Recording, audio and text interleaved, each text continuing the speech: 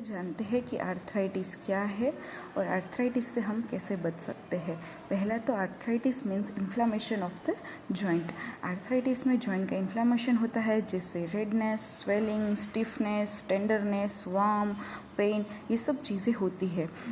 Arthritis older age में female में जिनको फैमिली हिस्ट्री है उसको होना कॉमन है, बट आजकल आर्थराइटिस की प्रॉब्लम अर्ली एज में आ रही है। छोटी उम्र में भी आर्थराइटिक जॉइंट पेन होना कॉमन हो गया है।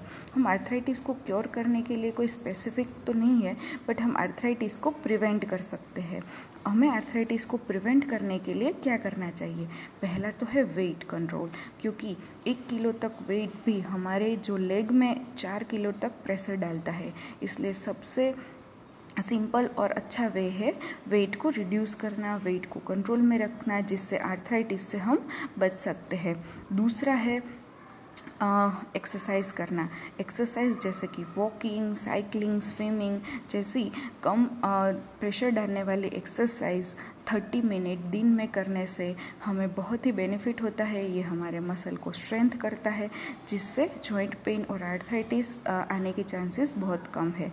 स्मोकिंग और हाई ब्लड शुगर, वो दोनों चीज़ें बहुत ही खतरनाक है आर्थराइटिस को लाने में, क्योंकि ये हमारे जॉइंट के टिश्यू और मसल पे स्ट्रेस डालते हैं।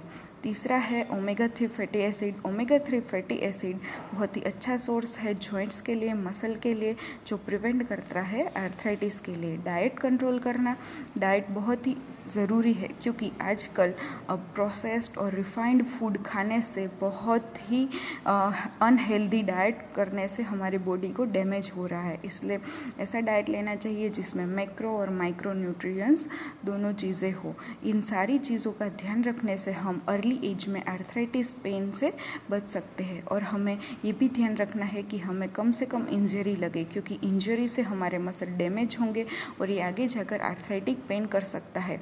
इन सब चीज़ों का ध्यान रखने से हम अर्ली एज में आर्थराइटिक जॉइंट पेन आने से प्रिवेंट कर सकते हैं।